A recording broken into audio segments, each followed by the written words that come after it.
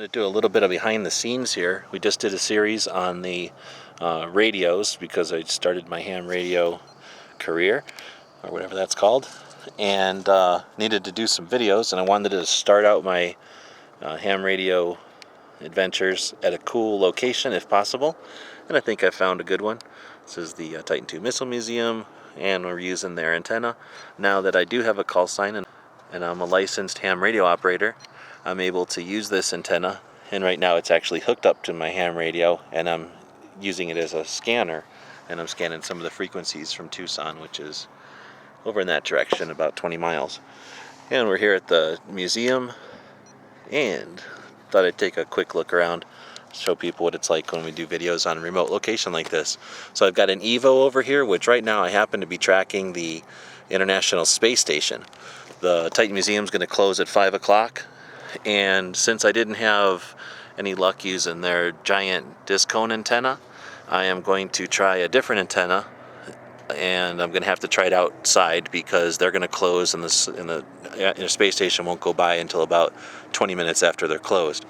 But I am using the Evo here to not only track the space station, but it's also acting as a wireless internet connection for the laptop. Now they are connected, but that's just because this guy's almost out of battery and it's actually charging off the laptop battery. But there's no data being sent back and forth between on the cable, just power. The laptop I was using as an example for some of my notes, monitoring the International Space Station Fan Club website on the laptop as well. Then, of course, I brought out my new radio setup, which I did a review of, which is this bag that I'm using to carry my ham radio in.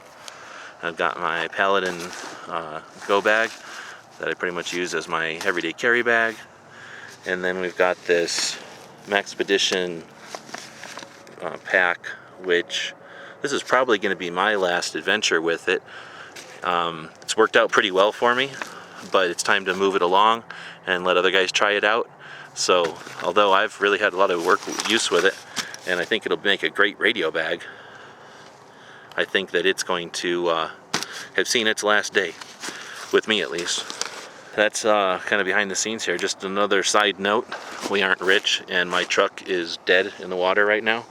My fuel pump busted, and my fuel pump is in my gas tank, so it's going to cost a fortune to fix that, or take a long time for me to fix it. So a friend of mine let me use his van, and I want to say thanks for that, because without that van I wouldn't have been able to get out here to the antenna and try my first potential contact with the International Space Station earlier today. And I'll try again in a little while. Thanks again for watching.